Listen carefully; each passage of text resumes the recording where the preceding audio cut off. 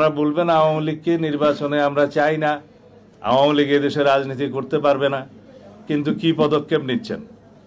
আইনি কোনো পদক্ষেপ কি এই সরকার নিচ্ছে? না। আমরা বলেছিলাম সংবিধানের 47 অনুচ্ছেদ অনুসারে রাজনৈতিক সংগঠন হিসেবে আওয়ামী লীগের বিরুদ্ধে গণহত্যা এবং মানবতা বিরোধী অপরাধের জন্য বিচারের ব্যবস্থা করা হোক, এবং সেই নিরিখে সংশ্লিষ্ট আইন, আন্তর্জাতিক অপরাধ আদালতের আইন সংশোধন করার আমরা দাবি জানিয়েছিলাম, এদেশের মানুষ দাবি জানিয়েছিল। এই সরকার অধ্যাদেশ এবং আইন সংশোধনের জন্য পদক্ষেপ নিয়েছিলেন, হঠাৎ করে তারা ক্যাবিনেট মিটিংয়ে সিদ্ধান্ত নিলেন এটা করা যাবে না। কেন? আওয়ামী লীগের একদিকে আপনারা চাইবেন রাজনীতিতে নিষিদ্ধ হোক, আবার তাদের বিচার করবেন না, আবার পুলিশ দিয়ে তাদের রাজনৈতিক কর্মসূচি আপনারা বাধা দিবেন। এত স্ববিরোধিতা ঠিক নয়।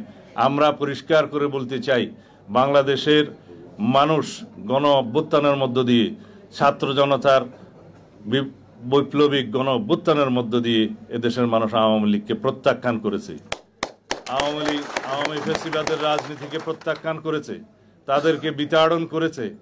সেই আওয়ামী লীগ নামে বাংলাদেশের রাজনীতি করতে পারবে না। এই আওয়াজ আমরা এখন ওঠাচ্ছি